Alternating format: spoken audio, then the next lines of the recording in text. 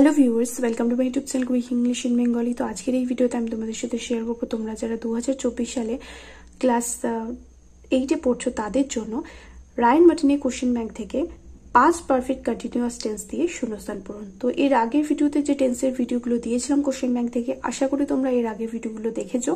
যদি মিস করে গিয়ে থাকো, এই ভিডিও ডিসক্রিপশন বক্সে প্লেলিস্টের লিঙ্ক দেওয়া রয়েছে। আর তোমাদের কিন্তু ফার্স্ট সামেটিভ ইভ্যালুয়েশনের টেন্স রয়েছে, তাই যারা এখনো অব্দি টেন্স শেখোনি ভালো করে কিন্তু শিখে নাও, কারণ টেন্সের কিন্তু শূন্যস্থান পূরণ তোমাদের পরীক্ষায় আসবে ফার্স্ট সামেটিভ ইভ্যালুয়েশনে। আর তোমাদের ফার্স্ট সামেটিভ ইভ্যালুয়েশনের যে কটা টেক্সট রয়েছে প্রত্যেকটা টেক্সটের বেঙ্গলি মিনিং এবং অ্যাক্টিভিটি সলিউশনের ভিডিও তোমরা আমার চ্যানেলে পেয়ে যাবে। অবশ্যই করে কিন্তু ভিডিওগুলো দেখে নিও। তো past perfect continuous tense actually কি? অতীতকালে কোনো একটা কাজ দীর্ঘ সময় ধরে চলছিল, সেটার জন্য আমরা পাস্ট পারফেক্ট কন্টিনিউয়াস টেন্স ব্যবহার করি। যেমন প্রেজেন্ট পারফেক্ট কন্টিনিউয়াস টেন্সে কি করি? প্রেজেন্ট পারফেক্ট কন্টিনিউয়াস টেন্স তখনই হয় যখন বোঝায় যে বর্তমানকালে কোনো একটা কাজ দীর্ঘ সময় ধরে চলছে। যেমন আমি 2 ঘন্টা ধরে সিনেমা দেখছি বা আমি 15 মিনিট ধরে খাচ্ছি, তাহলে বর্তমানকালে কাজটা দীর্ঘ সময় ধরে হচ্ছে, তাই তো? বা তোমরা 2 মিনিট ধরে ভিডিওটা দেখছো, তাহলে এখানে ও কিন্তু কি হচ্ছে, বর্তমানকালে কাজটা চলছে।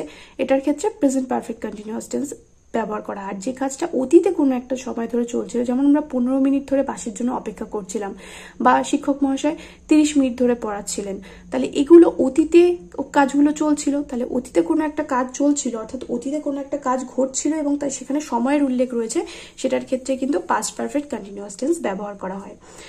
তো আশা করি বোঝাতে পারলাম। এবার সেন্টেন্সের গঠনটা কিরকম হবে? সাবজেক্ট আসবে, আর কি বসবে?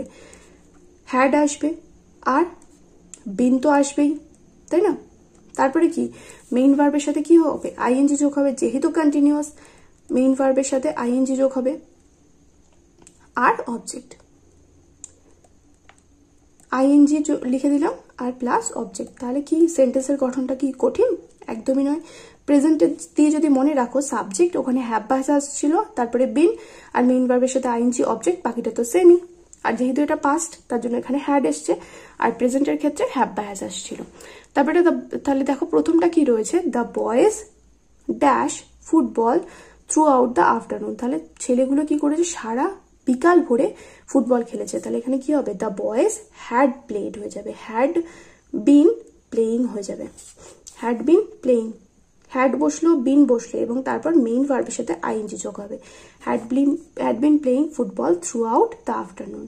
তারপরে for a long time they, subject তো অলরেডি দেওয়াই রয়েছে, আগেরটাতেও দেওয়া ছিল।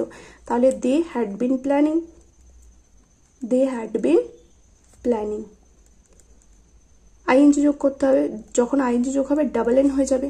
তারপর এটা my sister explained that she got up late because she study till midnight. তাহলে she had been studying till midnight, had been studying, স্টাডির সাথে আইএনজি যোগ হবে। তারপর এটা they dash for an hour before Saheli arrive. তাহলে দে হ্যাড বিন কি? দে had been talking, তারা কথা বলছিল সহেলি আসার আগে অব্দি। তাহলে they had been talking for an hour, 1 ঘন্টা ধরে তারা কথা বলছিল সহেলি আসার আগে। তারপর এটা অ্যাট দ্যাট টাইম, সেই সময়ে I dash a novel for 1 month. তাহলে সেই সময় আমি কি করছিলাম? 1 মাস ধরে একটা নভেল বা উপন্যাস লিখছিলাম।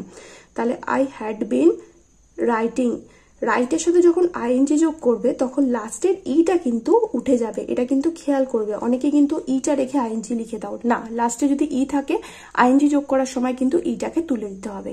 ক্লিয়ার? তারপর এটা Kasturi gained weight because she dash over it আছে। কস্তুরী ওজন বেড়ে গেছে কারণ সে কি করছিল? সে ওভার ইটিং করছিল, অনেক সময় ধরে করছিল। তাহলে হ্যাড বিন ওভার ইটিং, ওভার ইটের সাথে আইএনজি যোগ হবে, ওভার ইটিং। তারপরটা রয়েছে the teacher dash in the class when the principal entered. শিক্ষক কি করছিল? ক্লাসে পড়াচ্ছিল যখন প্রিন্সিপাল প্রবেশ করলো। তাহলে এখানে টিচার পড়াচ্ছিল, হ্যাড বিন টিচিং, টিচের সাথে আইএনজি যোগ হবে, had been teaching when the teacher when the principal entered. তারপরটা দ্য লয়ার কি হবে? The lawyer had been living, একা বাস করছে, had been living alone all this years, এই ক বছর ধরে। লিভের সাথে যখন আইএনজি যোগ হবে লাস্টের ইটাও কিন্তু উঠে যাবে। তারপরটা they had been expecting some miraculous news, তাহলে হ্যাড বিন এক্সপেক্টিং হবে, তারা আশা করছিল, দে হ্যাড বিন এক্সপেক্টিং। এক্সপেক্টের সাথে কি হবে, আইএনজি যোগ হবে। তারপর এটা he dash English before you came, তাহলে হি হ্যাড বিন রিডিং, সে ইংলিশ পড়ছিল, হ্যাড বিন রিডিং। রিডের সাথে কি হবে, আইএনজি যোগ হবে, তাই তো, reading English before you came. আশা করি বোঝাতে পারলাম। নেক্সট ভিডিওতে ফিউচার টেন্সের পুরোটা তোমাদের সাথে শেয়ার করব, কারণ একদমই ছোট ছোট এক্সাম্পল দিয়ে রয়েছে। Simple future tense, future continuous tense, future perfect tense এবং ফিউচার পারফেক্ট কন্টিনিউয়াস টেন্স একটাই ভিডিওতে শেয়ার করে দেবো। আর যারা এই ভিডিওটা দেখলে ভিডিওটা যদি কাজে লেগে থাকে দেন অবশ্যই করে কিন্তু আমার চ্যানেলকে সাবস্ক্রাইব করে রাখো ক্লাস 8-এর সমস্ত ভিডিও দেখার জন্য। দেখা হবে নেক্সট ভিডিওতে। Till then by.